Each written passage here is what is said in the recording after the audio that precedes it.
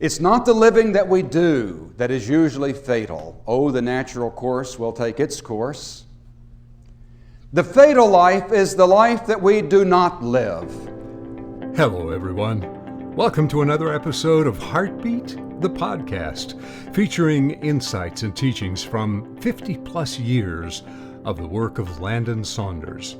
Today, we return to Miami, Florida, for an excerpt from the final night of Landon's community workshop, where he is exploring the question, how do we keep from simply marking time, and in the process, miss our life? How not to miss your life. It's a good subject, and I hope we can at least get started on it tonight. How to live that good life, how not to miss, how to know that I've really lived. As one gets older in the world, it becomes a more important question, because we've said too many times for it almost to have any meaning. It's over so quickly. It seems like we just get started, and then we're counting down the time. And yet, if there's life in us, there's always time. Always time not only for life, but for a good life, a full life, a rich life. And as Carl Jung reminded us, the only problem children really have is the unlived life of the parents. It is the unlived life. It's the life that we're missing, and we know it. It is the life that we're missing, and that because we know something is missing, it leaves us adrift in loneliness and despair, leaves us in depression, leaves us with all these resentments and all these jealousies and all these disappointments and all this emptiness that can be a part of the human experience. How can I live my whole life, my whole experience? And so I want to begin with a teaching story. And of all the stories I tell, this is one of my most favorite stories. I would remind you that it is a teaching story, and that means that it is a living story. And that means that it is a story that is not to be gotten in the telling, that when I'm through with it, I don't want you to think, well, I got that. It's not that kind of story, as I think you will see. But it's a story that I want you to tell. I hope you remember it well enough tonight that you can tell it to any family members who did not come. I hope it's a story that you'll repeat in every remaining decade of your life. It's the story of a young man who came to the old wise teacher, and he was very distressed. And he said, "Oh, teacher, I hate the world. I despise the world. There's so much pain, there's so much suffering in the world that I hate the world. I loathe it. I despise it. Please, please, will you tell me how to live in this world?" The old teacher looked at the distraught young man deeply into his eyes and said, "I don't think I can tell you anything." "Oh, but you must. You don't know how distressful I'm finding life. I want to live. But life has so many disappointments, and there are so many trials, and even I have already suffered so much. I hate the world. Please tell me how to live in the world." And the old teacher said, "Well, I'll tell you, but I don't know if you'll do it. I want you to go, and for 1 year, you may not do anything that you do not enjoy. Nothing. If you're walking down the street and you're not enjoying it, you must sit down. If you're working and you're not enjoying it, you must stop immediately. If you're with friends and not enjoying it, you must dismiss yourself. That the only thing you may not do is those things you do not enjoy. When you realize you're not enjoying it, you must stop immediately." The young man said, "Nobody can do that. I couldn't get through a day. I couldn't get through a week. You know, no one can do that." And the old teacher said, "I didn't think I could tell you anything."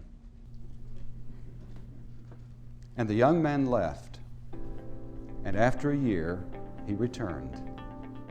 Landon will return with the conclusion of his story in less than a moment. But right now, Friends of Heartbeat want to invite you to subscribe to the weekly email Joyful Jumpstart. It's free, arrives in your inbox every Monday, and provides an encouraging perspective for the coming days. To receive your free subscription, simply sign up at thisisheartbeat.com. Now let's get back to Landon for the end of the story. And when he returned, there was a great smile on his face, a lot of joyousness in his eyes, and the old man knew that he had understood what he had told him. And he put his hand on his shoulder and said, "Now, my son, go, and perhaps you can be of some use to the world." What would happen in the United States of America if suddenly the 250 million people stopped doing anything they didn't enjoy? What would happen in the political? What would happen in the work world? In your home? What would happen if everyone stopped doing anything and everything that they did not enjoy? What would happen? What would happen in your life if you didn't do anything that you didn't enjoy? Now, like I said, that's a teaching story. And you get it only as you repeat it. Let it live in you and tell it over and over and over.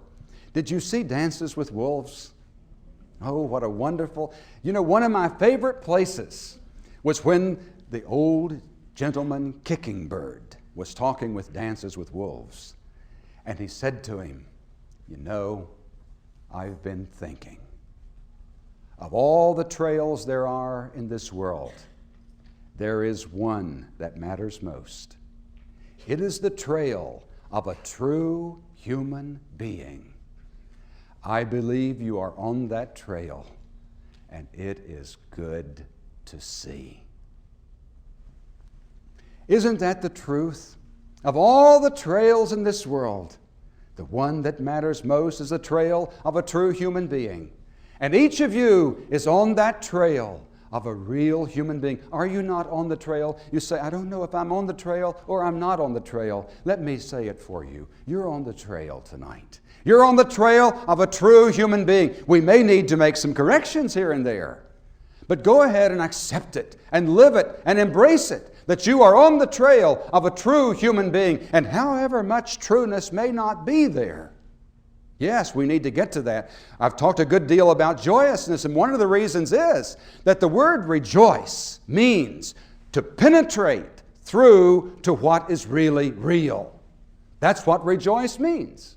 That one will not be able to enjoy all the things that we do in this world unless we can penetrate the illusions, unless we can get through all the games that are being played in life and begin to get down to what is really real in life. Rejoicing is penetrating this veil to see what is really real. Now, being on the trail of a true human being means that I'm going to have to give some real attention to that. How does one do that? There are so many problems, aren't there? It's so easy to lose our lives. It's so easy to get unhooked, to get disconnected, to get distracted. It is so easy to give our lives up for someone else's life. It's so easy for us to be bit players in the drama of our own existence. In Wendell Berry's marvelous novel, A Place on Earth, and this is one of the most beautiful books I've ever read. He has Matt Feltner, who's just received word that his son is missing in action. It's set during World War II. And then he goes out with his son's wife, who's 8 months pregnant. And he sits down and he begins to talk about Virgil. There are things he wishes he could tell Virgil, that sometimes he was hard on him. And he just hopes that Virgil knew that everything he did was done in love as best he knew it, even though there were so many blunders and so many failures and so many upheavals in it. that he just hoped he knew. And Hannah, as she heard the older father speak, she knew that in his mind he thought he might never have the chance to tell Virgil. And then there is my life and your life. All of these things that we could refer to as the wilderness of our lives. All of these things happening in this wilderness time. These things that happen to us that we do not choose. These things that happen to us that sort of come out of nowhere, and they take our lives and they redefine our lives, and sometimes they change our lives forever. And sometimes the blows are so severe that we are knocked down so hard that we feel like that we can never rise again, that we can't come back, that there is no tomorrow for us, and so we settle in for the long wait for our own death. So many things happen to us in the wilderness moments of our lives. Is there anything that is more difficult and more painful and more harder to get over than just the breakup of a powerful and wonderful relationship? But when it happens, you can't lose your life. There are people all over this city who have lost their jobs. And somehow that threatens everything that we've ever counted dear to our lives. It threatens who we are. It threatens our sense of worth, our sense of value. It threatens relationships. It can threaten our families. It can threaten our marriages. It can threaten our children. There's something tremendously upheaving about the loss of a job.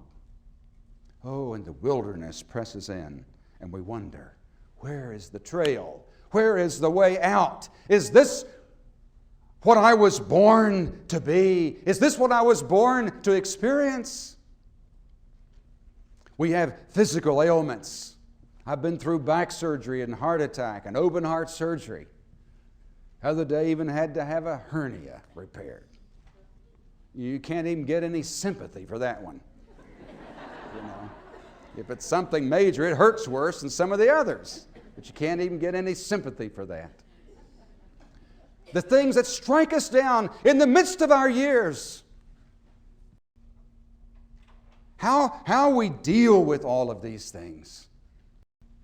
The wildernesses of our lives. Some of us have to deal with so much depression. And you wonder, will the Black Death ever leave? Oh, life can do such numbers on us. And we lose our sense of direction, and we lose our way and the trail of the true human being. And then we talk about, you may do nothing that you do not enjoy. Where does it all fit? How do I not miss my own life? I saw in something written a few days ago, Ingmar Bergman, the filmmaker, confessed to a friend, I'm about to lose my joy. I can feel it physically. It's running out. I'm just drying up inside. And then I recalled the words of Johann Sebastian Bach, who discovered that his wife and two of their children had died while he was away on a trip. And he sits down in the dampness and cold of his room and writes in his journal, Dear Lord, may my joy not leave me. And in his autobiography, Bergman wrote, all through my conscious life, I lived with what Bach calls his joy.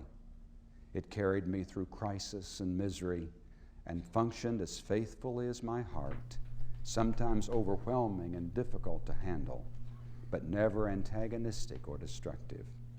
Bach called this state his joy. On behalf of the friends of Heartbeat who make this podcast possible, we're so grateful that you joined us today. Here's a reminder that a new episode drops every couple of weeks. And if you appreciate Landon's content, we hope that you'll follow or subscribe, rate, and comment wherever you get your podcasts. Interacting in this way helps broaden the reach of every episode. Until next time, when we'll pick up with this question of how do we keep from missing our life? This is Heartbeat, the podcast.